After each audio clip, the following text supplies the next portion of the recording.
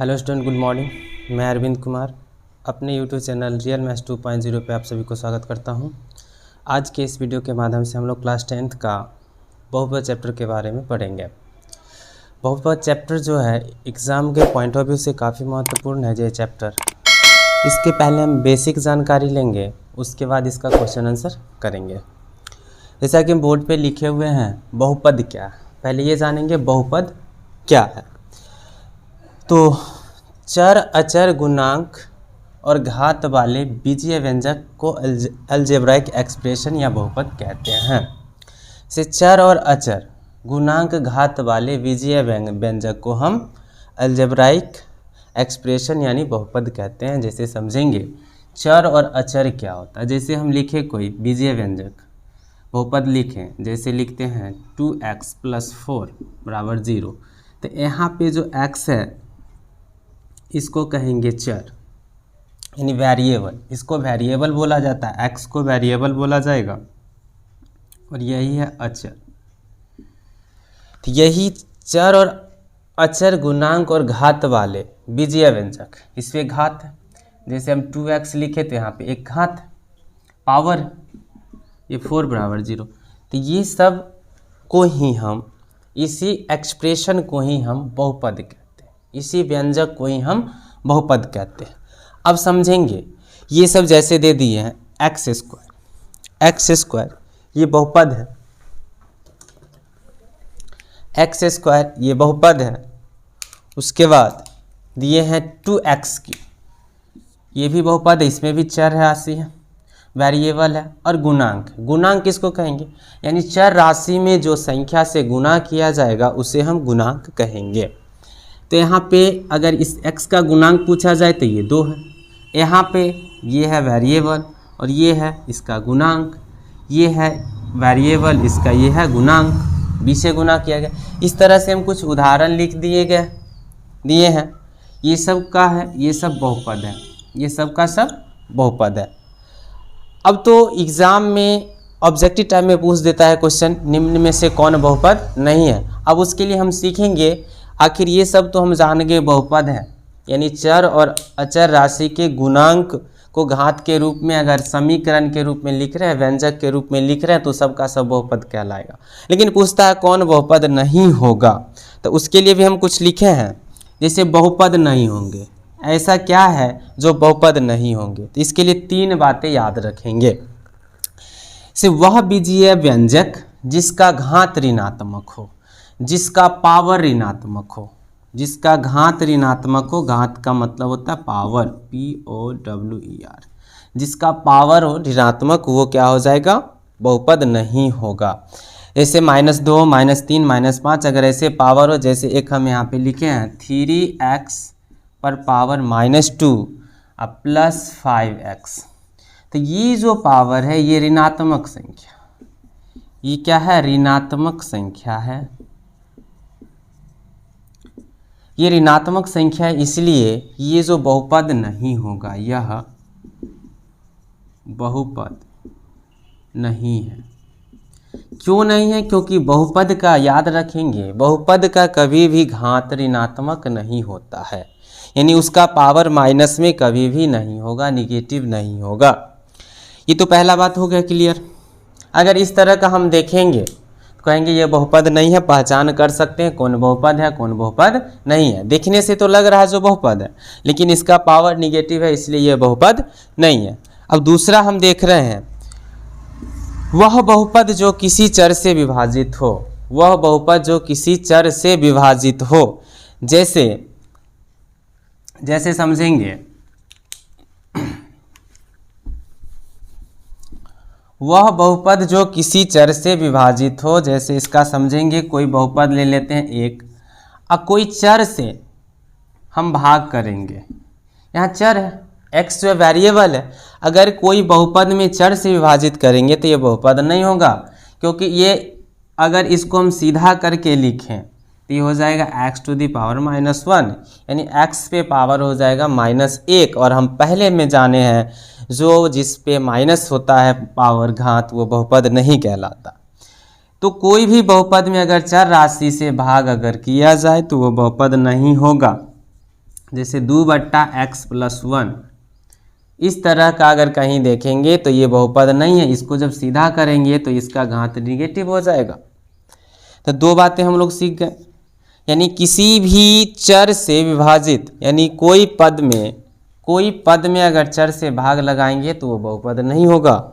यहाँ पे वही हो रहा है, एक पद है, यहाँ भी एक पद है और चर राशि से भाग किया जा रहा है, इसलिए बहुपद नहीं। अगर सीधा करके लिखेंगे तो उसका पावर माइनस में चला जाएगा। आते हैं नेक्स्ट, वह बीजीय व्यंजक जिसका घात कोई भिन्न संख्या हो। वह बीजीय व्यंजक जिसका घात कोई भिन्न संख्या हो वो बहुपद नहीं होंगे। यानी इसको हम सीधा समझेंगे, कोई स्टूडेंट को नोट करना होगा तो नोट कर सकते हैं इसको स्क्रीनशॉट लेके। ये समझेंगे तीसरा पॉइंट।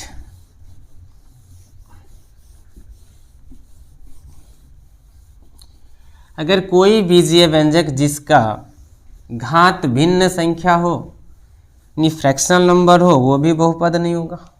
जैसे एक एग्जांपल दे रहा है, अगर √x लिख रहा तो यहाँ पे अगर इसको सही से लिखा जाए तो ये हो जाएगा, रूट का मतलब होता है 1/2। अब ये जो बहुपद, ये तो वेरिएबल पे पावर आ गया, घात आ गया 1/2। और हम जानते हैं जिस बहुपद का घात भिन्न होता है, भिन्न संख्या होता है, वह बहुपद नहीं होगा, वह बहुपद नहीं होगा। तो ये जान गए। अब 3 बातें याद रखेंगे बहुपद पहचानने के लिए, यानी जिसका चर पे पावर निगेटिव संख्या वो बहुपद नहीं हो सकता है। दूसरा बात बताएं,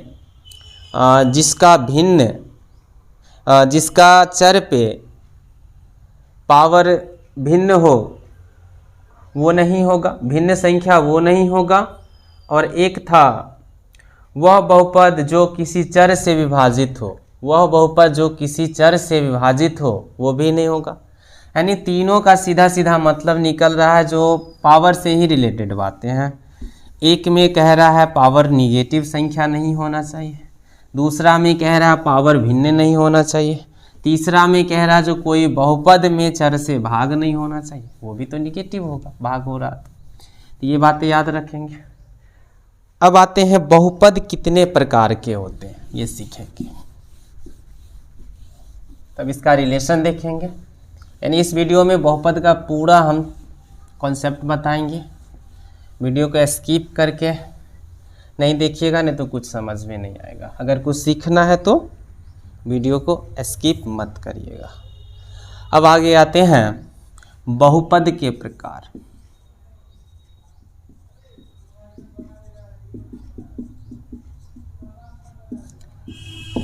यानी टाइप्स ऑफ बाइनोमियल्स। बहुपद हम 2 तरह से देखेंगे, एक है पद के आधार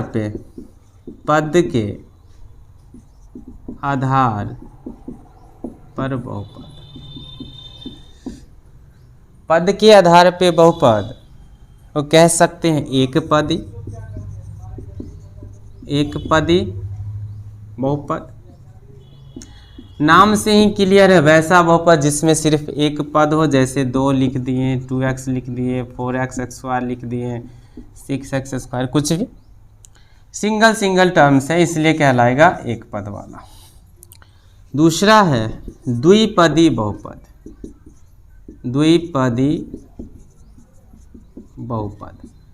ये भी नाम से क्लियर है, वैसे बहुपद जिसमें 2 पद हो, तो लिखेंगे 2x² + 4। अगला लिख रहे हैं 5x + 5, यानी 2 पद होना चाहिए, द्विपदी हो गया। एक है त्रिपदी बहुपद, यानी ये भी नाम से क्लियर है, वैसे बहुपद जिसमें 3 पद हो, 3x² + 4x + 5, इस तरह से इसमें 3 पद।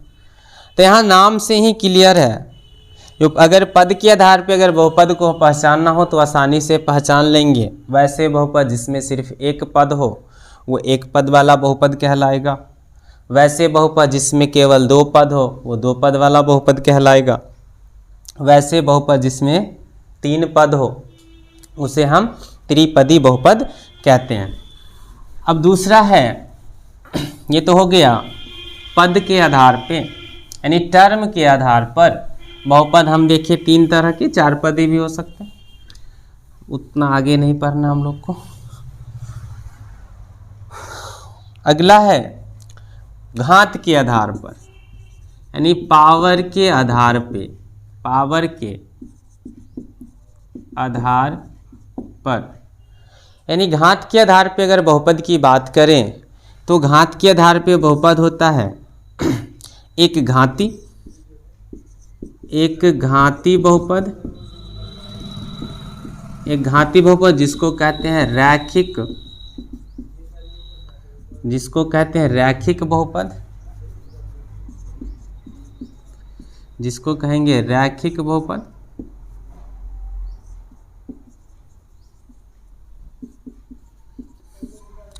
एक घात वाला बहुपद को रैखिक बहुपद भी कहा जाता।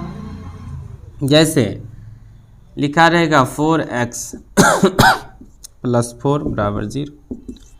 इसमें तो पद 4 है, लेकिन यहाँ पे जो वेरिएबल टर्म है उस पे पावर 1 है, उस पे पावर 1 है, इसलिए इसका मैक्सिमम पावर की हम बात करें तो मैक्सिमम पावर देख रहे हैं 1 है, इसलिए ये बहुपद होगा एक घाती यानी एक पावर वाला, जिसको हम दूसरा नाम देंगे तो रैखिक बहुपद।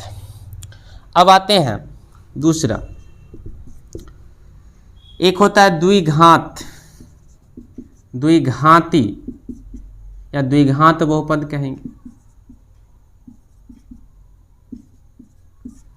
नाम से ही क्लियर, वैसे बहुपद जिसमें मैक्सिमम अधिकतम पावर 2 हो, अधिकतम घात 2 हो, जैसे लिखेंगे 2x² + 4x + 5 = 0। यानी पूरा चैप्टर इसी पे चर्चा करेंगे। द्विघात बहुपद के ही बारे में पढ़ना है। ऐसे बहुपद था तो कुछ बेसिक जानकारियां ले ली। ये सभी ऑब्जेक्टिव में पूछा जाता है, डायरेक्ट उदाहरण में दे देगा निम्न में कौन एक घाती है, कौन द्विघाती है, कौन त्रिघाती है, उसकी पहचान करके टिक आउट करना। तो जब तक कॉन्सेप्ट नहीं होगा क्लियर तब तक हम पहचान नहीं कर पाएंगे। एक है त्रिघाती। ऐसे क्लास 10th में त्रिघाती के बारे में पढ़ना है, ऐच्छिक में है, एक्स्ट्रा है, एग्ज़ाम के पॉइंट ऑफ व्यू से उतना इम्पोर्टेंट नहीं है, ऐसे हम पढ़ाएंगे। त्रिघाती बहुपद,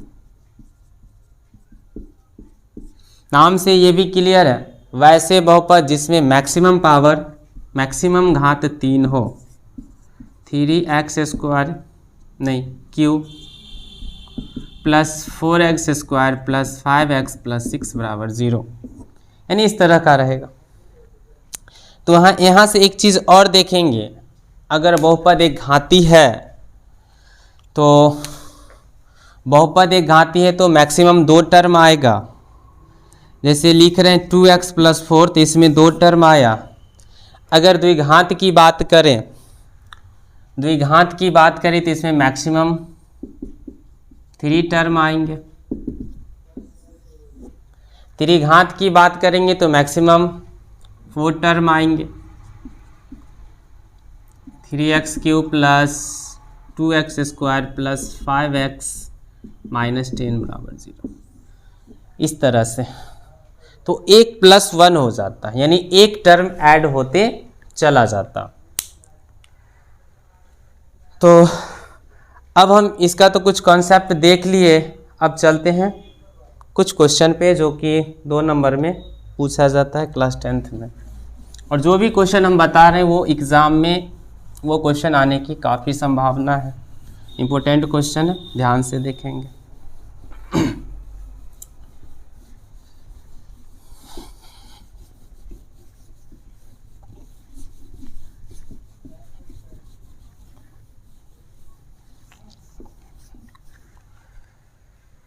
पहले तो ये जानेंगे बहुपद कभी कभी पूछ देता है उसका वास्तविक रूप कैसा होता है। देखेंगे वास्तविक रूप बहुपद का, रियल में कैसा बहुपद दिखता है। तो पी एक्स से डिनोट तो किया जाता, पहले बता दें, a x square plus b x plus c बराबर यही मेन ऐसे रूप का होता। यहाँ से पी एक्स का मान हम 0 रख सकते हैं। जब पी एक्स का वैल्यू 0 रखेंगे तो a x square plus b x plus c बराबर क्या हो जाएगा 0, यानी असली रूप का यही हुआ।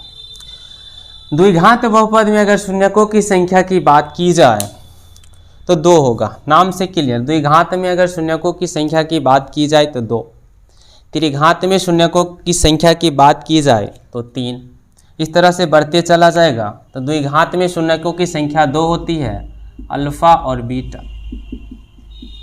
अल्फा और बीटा, यही 2 शून्यक हम निकालते हैं। इसके बीच रिलेशन, इसके बीच संबंध होता है शून्यकों का योगफल अल्फा प्लस बीटा बराबर माइनस बी बाई ए, और एक होता है शून्यकों का गुणनफल अल्फा इंटू बीटा बराबर सी बाई ए। अब इसी बेस पे कुछ क्वेश्चन देखते हैं, ये फार्मूला के तौर पे याद रखेंगे। एक क्वेश्चन लेते हैं, बहुपद x square minus 2x minus 8 बराबर 0 ये है। इसका शून्यकों का योगफल तथा गुणनफल के बीच संबंध बताना। इसका शून्यकों के योगफल तथा गुणनफल के बीच संबंध निकालना। तो मेरा सबसे पहला काम होगा ये बहुपद का शून्यक ज्ञात करना, ये बहुपद का शून्य ज्ञात करना। तो सबसे पहले इसका हम शून्य ज्ञात करेंगे। तो शून्यक निकालने के लिए एक रूल होता है, वो पहले देखेंगे। पहला पद और आखिरी पद का गुना करेंगे, यानी फर्स्ट टर्म और लास्ट टर्म का गुना करेंगे। तो फर्स्ट टर्म हम देख रहे हैं एक्स स्क्वायर और लास्ट टर्म देख रहे हैं 8। ये दोनों को जो मल्टीप्लाई करेंगे, दोनों को मल्टीप्लाई करेंगे तो हो जाएगा माइनस 8x स्क्वायर। अब यहाँ पे हमें ये सोचना है 8x स्क्वायर को ऐसी संख्या में तोड़ना है जो जोड़ने घटाने पर -2 आ जाए और गुणा करने पर इतना ही रहे। तो x को छोड़ देते हैं, -8 को हम फैक्टराइज करते हैं, 4 2 1। अब यहाँ से इसको तोड़ रहे हैं तो 2 दूनी 4 और 2, ये दोनों के बीच अगर घटाव किया जाए तो 2 आ रहा है मेरा, लेकिन हमें माइनस में घटाव चाहिए तो -4 लिखेंगे और +2, यानी बात बन गई। और 4 और 2 का गुना करेंगे -8 आ गया। तो ये रफ वर्क करेंगे। अब ये टूट गया, इसको अब आसानी से हम इसका शून्यक निकाल सकते हैं। मेन यहीं पे है प्रॉब्लम, अगर यहाँ पे सीख गए तो क्लियर हो गया। अब अगला स्टेप एक्स स्क्वायर, हमें 8 को तोड़ना था तो 4 2 में टूटा, लेकिन 4 की संख्या ज़्यादा नहीं है क्योंकि माइनस में 2 है। अब यहाँ पे 2x और -8 बराबर 0। अब हमेशा 2 टर्म के बीच हम कॉमन लेंगे। अब ये दोनों में x आ रहा है तो x कॉमन ले लेंगे, तो यहाँ से बच जाएगा x और यहाँ से बच जाएगा 4। अब यहाँ से देख रहे हैं ये दोनों में -2 आ रहा है, ये कॉमन 2 ले रहे हैं तो यहाँ से आ जाएगा x और -4। अब ये दोनों में जब हम कॉमन लेंगे तो ये दोनों सेम है तो यहाँ से आ जाएगा x -4 और x -2। तो कभी भी अगर इस तरह का हम गुणनखंड बना रहे हैं तो बीच का जो टर्म होगा जो कॉमन लेते हैं दोनों सेम आएगा। अगर सेम आ रहा है तो मेरा ये बना हुआ सही है। अब यहाँ से 2 केसेस लिखेंगे। केस फर्स्ट, इसमें हो जाएगा x -4 बराबर 0, क्योंकि इसके बराबर 0 है, सबके बराबर 0, तो बारी बारी से दोनों के बराबर 0 ले सकते। तो x बराबर हो जाएगा 4, इसी को कहते हैं अल्फा का वैल्यू आ गया हमें 4, और बीटा का वैल्यू निकालना है। तो ये यहाँ से x -2 बराबर 0 यानी x बराबर 2, यहाँ से आ गया बीटा। अब हमें इसका निकालना है संबंध, अभी बताए हैं संबंध, रिलेशन। अभी रिलेशन बताए हैं जो अल्फा प्लस बीटा यानी शून्यकों का योग जो होता है -b/c के बराबर होता। अब क्वेश्चन आएगा जो a b c का वैल्यू कहाँ से ला, तो अभी बताए थे जो बहुपद जो होता है ax² plus bx plus c बराबर 0 के रूप का होता है। तो यहाँ से हम ABC का वैल्यू फाइंड आउट कर सकते हैं। तो पहले हम बहुपद लिखेंगे x² माइनस 2x माइनस 8 बराबर 0। यहाँ से a का वैल्यू आ जाएगा 1, b का वैल्यू आ जाएगा -2 और c का वैल्यू आ जाएगा -8। अब ABC पता हो गया, अल्फ़ा बीटा पता हो गया, अब रिलेशन निकाल सकते हैं। अब यहाँ से -b/a, तो अल्फ़ा का वैल्यू यहाँ से 4 है तो लिखेंगे 4 और बीटा का वैल्यू है 2 तो लिखेंगे 2। अब यहाँ देख रहे हैं -b का वैल्यू है -2 और a का वैल्यू है 1। कहीं तो ये गड़बड़ हो गया, यहाँ पे मिस्टेक हो गया, यहाँ पे मिस्टेक कर दिए हैं। अब यहाँ पे जब हम तोड़े थे तो प्लस करेंगे तब तो आएगा, ध्यान नहीं दिए। अब हम कॉमन लेंगे तो यहाँ से ये हो जाएगा +2 कॉमन आएगा। जब +2 कॉमन आएगा तो ये वाला प्लस बचेगा तो एक वैल्यू मेरा हो जाएगा माइनस में, इसलिए तो इक्वल नहीं आ रहा था। अब यहाँ पे बीटा का वैल्यू माइनस अगर 2 रखेंगे तो यहाँ से आ गया। अब यहाँ से b भी हो जाएगा +2, नहीं वहाँ तो माइनस है, ठीक है, पहले से माइनस है और एक फार्मूला का माइनस, ठीक, पहले से माइनस और एक फार्मूला का माइनस हो गया। अब यहाँ से 2 बचेगा और यहाँ से माइनस +2, यानी दोनों इक्वल है, यही रिलेशन है। एक दूसरा रिलेशन है अल्फ़ा इंटू बीटा बराबर c/a।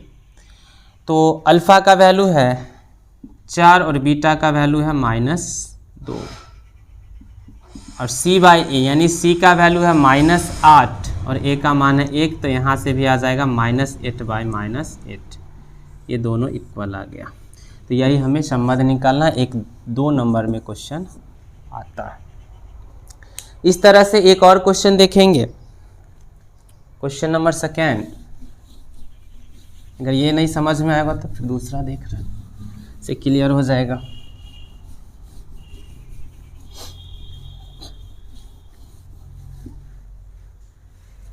क्वेश्चन है 6x² -3 -7x बराबर 0। अब यहाँ से इसको पहले, ये बहुपद तो है लेकिन इसे सजा के नहीं लिखा गया है, स्टैंडर्ड फॉर्म में नहीं लिखा गया, तो इसको पहले हम सजा के लिखेंगे, यानी बहुपद के रूप में नहीं है तो इसको ऐसे लिखेंगे ax² plus bx plus c के रूप में लिखेंगे। तो 6x² ये वाला पहले आ जाएगा, 7x -3 बराबर 0 लिखेंगे। अब अगला काम होता है मेरा फर्स्ट एंड लास्ट टर्म का गुना करना। तो 6x² में -3 से गुना करेंगे 6 18x² माइनस में। अब 18 को तोड़ना, ऐसा संख्या में तोड़ेंगे जो जोड़ने घटाने पर माइनस आता है, गुना करने पर 18 है। 9 3 3 तिया 9 दूनी 18, हाँ 9 में से 2 घटा देंगे 7 आ जाएगा और वो हो रहा टूट गया।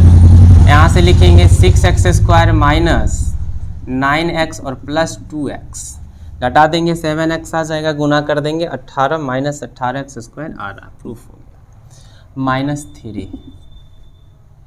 अब ये दोनों में देख रहे हैं 3 का टेबल भी मिल रहा और x भी मिल रहा, तो यहाँ से 3x कॉमन ले लें, यहाँ से 3x कॉमन ले लें तो बच जाएगा यहाँ से x और यहाँ से बच जाएगा 3, यहाँ से सिर्फ और सिर्फ और नहीं, यहाँ से 2x बचेगा ना, 3 दूनी 6, और यहाँ से कुछ नहीं कॉमन मिल रहा है तो एक कॉमन लेंगे, एक सब में होता है तो 2x - 3।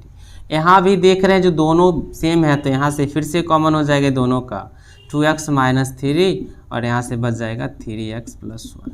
यहाँ से 2 बातें, केस फर्स्ट, यहाँ से हो जाएगा 2x माइनस 3 बराबर 0, 2x बराबर हो जाएगा 3, x बराबर 3/2। इसी को कहते हैं अल्फ़ा बराबर 3/2। अब आगे चलते हैं, 3x प्लस 1 बराबर 0, तो यहाँ से हो जाएगा 3x बराबर -1, x बराबर -1/3, ये हो जाएगा बीटा का वैल्यू -1/3। अगर इसका संबंध की बात करें तो यहाँ से देखेंगे a का वैल्यू मिल जाएगा हमें 6, b का वैल्यू मिल जाएगा -7 और c का वैल्यू मिल जाएगा -3। अब यहाँ से ये नहीं सोचेंगे पहले है तो ये लिखेंगे, bx है वहाँ, उसको सीधा करके लिख लिए। अब रिलेशन है मेरा पहला शून्यकों का योगफल, इसी को कहते हैं -b/a। अब यहाँ देख रहे हैं अल्फ़ा का वैल्यू है 3/2 और बीटा का वैल्यू है -1/3। b का वैल्यू -7 है पहले से है, फिर ये भी माइनस में है तो ब्रैकेट का यूज़ करेंगे 6। अब यहाँ से भिन्न का जोड़ बनाएंगे तो 6, पहले ब्रैकेट हटा लेते हैं, 3/2 माइनस 1/2 बराबर 7/6। यहाँ से 6 एलसीएम होगा तो यहाँ 9 हो जाएगा और यहाँ से 2 हो जाएगा, 7/6। यहाँ से जब इसको सॉल्व करेंगे तो 7/6 बराबर 7/6, यानी दोनों आ गया। यानी एक रिलेशन हम निकाल लें। अगर दूसरा रिलेशन की बात करें तो अल्फ़ा इंटू बीटा बराबर c/a, तो अल्फ़ा का वैल्यू है 3/2 और बीटा का वैल्यू है 1/3। c का मान है -3 और a का मान है, ये माइनस में है तो ब्रैकेट का यूज़ करेंगे, और a का मान है 6। अब यहाँ से देख रहे हैं ये आ गया 3/6, ये माइनस आएगा, यहाँ भी आ रहा -3/6, यानी दोनों इक्वल है। ठीक है, यानी रिलेशन ये दर्शा रहा जो ये अल्फ़ा बीटा निकाले वो ठीक है या नहीं। अगर दोनों तरफ LHS और RHS बराबर है तो मेरा बनाया हुआ ठीक है। बस इस तरह का क्वेश्चन आता है। एक और देख लेते हैं, लास्ट क्वेश्चन।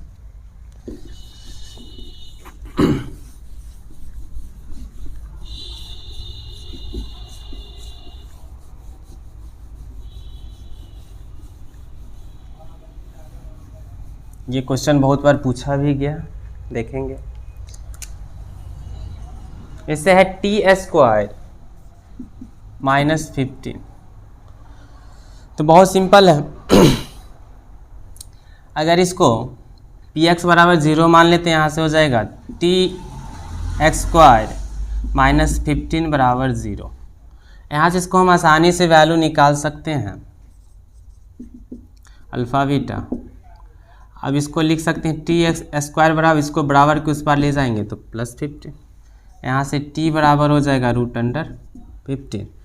अब यहाँ से जब रूट में संख्या होती है तो वहाँ से दो बातें, t बराबर लिख सकते हैं ±√15, यहाँ से ही निकल गया। अल्फ़ा बराबर अगर लेते हैं 15 तो बीटा हो जाएगा √15, तो बीटा हो जाएगा -√15। इसका अगर संबंध की बात करें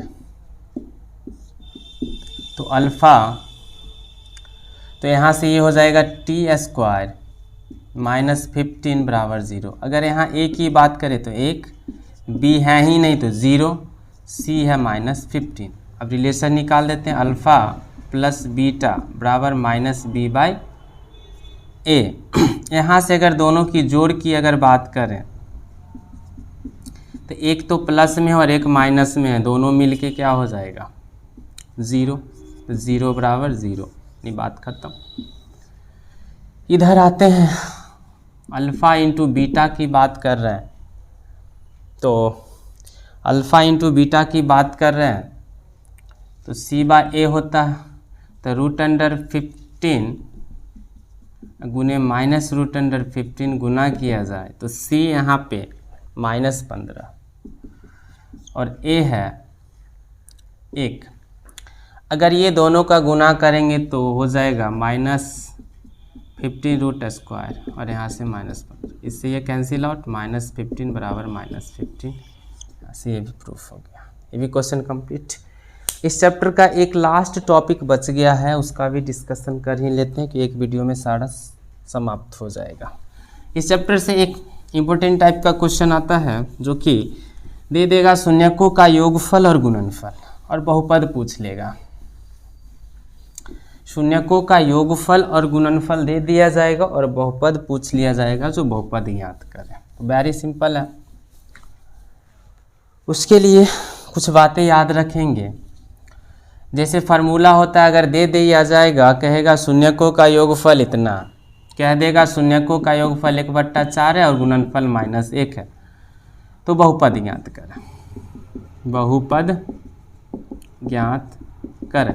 इसके लिए कुछ नहीं करना, एक फार्मूला याद रखना है, x² minus alpha plus beta into x और प्लस अल्फ़ा इंटू बीटा बराबर 0। तो शून्यकों का योगफल कहने का मतलब अल्फ़ा प्लस बीटा का मान दे दिया है 1/4 और गुणनफल कहने का मतलब अल्फ़ा इंटू बीटा का मान दे दिया है -1। यही बात फार्मूला में रख देंगे। तो x² माइनस यानी अल्फ़ा प्लस बीटा का वैल्यू है 1/4, तो लिखेंगे 1/4 x और ये है प्लस -1 बराबर 0। अब यहाँ से इसको सॉल्व करें तो x² माइनस x/4 और ये प्लस -1 बराबर 0।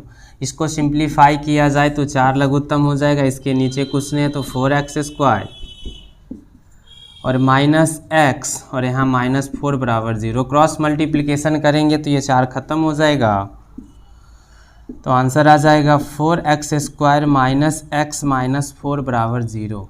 यही बहुपद हमें मिल गया। तो इस तरह का ये 2-3 टाइप का क्वेश्चन एग्जाम में पूछा जाता है। हम सारा चैप्टर का सारा टाइप का डिस्कशन कर लिए हैं। बस आज के इस वीडियो में इतना ही। अगर वीडियो अच्छा लगे तो वीडियो को शेयर ज़रूर करें और इस चैनल को सब्सक्राइब करें, क्योंकि कुछ भी हम इस चैनल पे डालते हैं तो सबसे पहले आपके पास पहुंचेगा। बस इस वीडियो में इतना ही। Thank you.